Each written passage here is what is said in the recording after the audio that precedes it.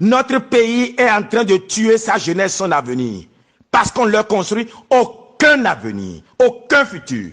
Et je mets au défi quiconque économiste de notre mouvance de venir s'asseoir et me montrer le projet structurant que nous avons pour demain. Monsieur le Président, moi j'ai donné 90 jours. Et la seule raison qui peut me faire changer d'avis, après les 90 jours, pour vous rejoindre encore, ben, ce serait que nous nous asseyions pour réfléchir à comment on structure notre économie pour que nous ne construisions pas de misère demain. Il ne sert à rien de construire des gratte-ciel avec un peuple qui a le ventre creux, de construire des autoroutes avec un peuple qui doit jeter du citron dessus et courir après.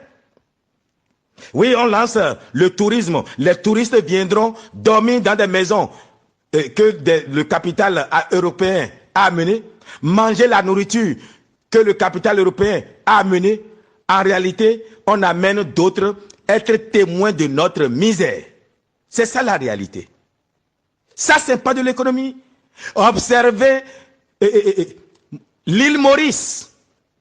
La population locale vit en esclavage dans une misère énorme pendant qu'il y a tout est beau autour. C'est ce que ça va donner, le type d'économie que vous êtes en train de construire. Et ça, ce n'est pas une économie. Donc, à vous, mes militants, Alliance Iroko, vous qui m'aimez, j'ai jamais dit qu'on m'a promis l'argent, qu'on m'a pas remis. Ce n'est pas de ça qu'il s'agit. Ce n'est pas l'argent. Mais qu'on me permette de faire ce que je sais faire. Construire une économie. Construire un pays où il faudra bon vivre pour chacun et pour tous, pour peu qui décident de travailler. Cessez d'importer à manger. Oui, cessez d'importer à manger.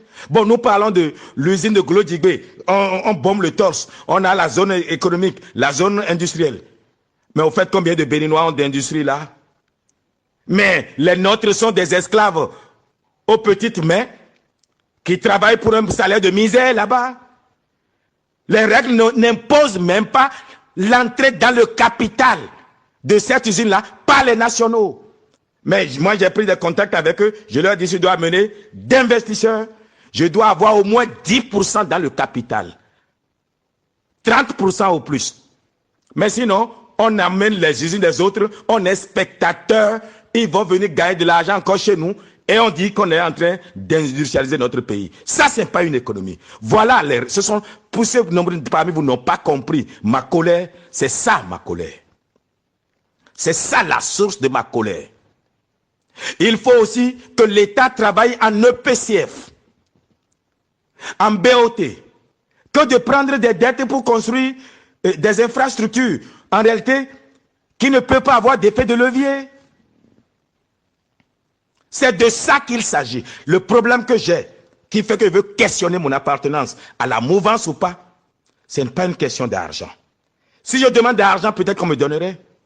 Mais ce n'est pas l'argent, même si on me donnait tout le budget du monde et qu'on ne construit pas une économie pour que les Béninois sortent de la pauvreté demain, je ne serai pas mouvancier. Et je ne vais pas rejoindre Yahya Boni parce qu'il ne propose pas mieux. C'est ça le drame. Il ne propose pas mieux Yahya Boni. Moi j'aime bien Yahya Boni. Yahya Boni, c'est mon papa. Quand il venait à Malabo, il sait m'écouter. Mais Yahya Boni ne propose pas mieux. Tout ce que Yahya Boni veut, eh ben, c'est qu'on ait un autre président. Oui, et après? Et après? Mais est-ce que vous sortez les midis, vous vous mettez au bord de la voie pour regarder nos jeunes enfants sortir des écoles? Est-ce que vous voyez à Calavi combien sont à Calavi? Est-ce que vous voyez combien sont au CICPC1? Est-ce que vous vous demandez qu'est-ce qu'ils vont devenir? Qu'est-ce que vous êtes en train de faire? Est-ce que vous savez combien ont fait leur diplôme, sont à la maison, faute d'opportunités? Et ils n'en auront jamais, parce qu'on n'a pas les fondamentaux du développement. Voilà ce qui m'inquiète. La génération future va nous pendre. Et je voudrais qu'il leur soit dit, oui, qu'il leur soit dit, que j'ai défendu leur cause. Et c'est pour ça Il y en a qui veulent comploter contre Kourovi. Donnez-moi déjà l'adresse. Je fais mon sac, je prends ma brosse à dents. Je vais m'installer moi-même en prison. Vous n'avez même pas besoin de me chercher. Je viendrai. Mais comme je vous dis, je vais vous vider d'énergie et on ira vous enterrer un à un. Si vous voulez prendre le pari, prenons le pari.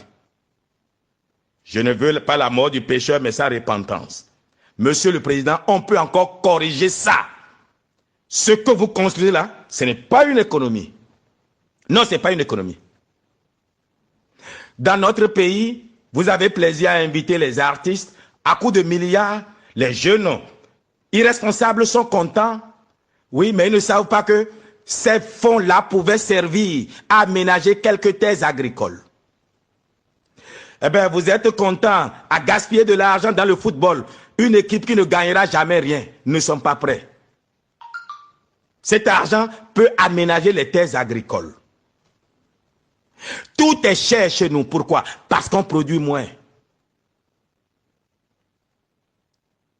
Nous ne construisons pas les fondamentaux économiques. Et ça, mon cœur n'arrive plus à supporter ça. Je ne peux pas me taire. Et c'est ça que je dénonce. C'est pour ça que je dis, je questionne mon appartenance à la mouvance présidentielle. Je questionne mon appartenance au bloc républicain. Mais monsieur le ministre d'État chargé des missions présidentielles, je vous ai toujours dit que je suis venu au BR pour que nous construisions le développement, ça y est. Je ne trahis rien. Je ne suis pas devenu fou. Qu'est-ce que nous avons fait? Hein? Qu'est-ce que nous avons fait? Quel avenir nous avons pu construire à nos enfants qui viennent? Nous deux. Quoi? Qu'est-ce qu'on a fait? Quel programme on a initié? Rien. C'est resté un slogan. Moi, je peux manger, hein, vous pouvez manger. Mais ce n'est pas tout le monde. Les enfants qui grandissent, qu'est-ce qu'ils vont devenir? Est-ce que quand vous vous couchez, vous vous en préoccupez? Moi, je m'en préoccupe.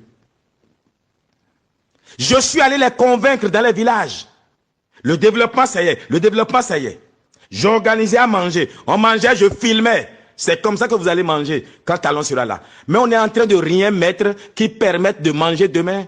Celui on est en train de faire exactement comme quelqu'un qui met une marmite au feu avec de la granite dedans, du granit dedans, une pierre de granit. Il met l'eau, il chauffe et il dit aux gens, gardez espoir. Non, il n'y aura pas d'espoir à la fin.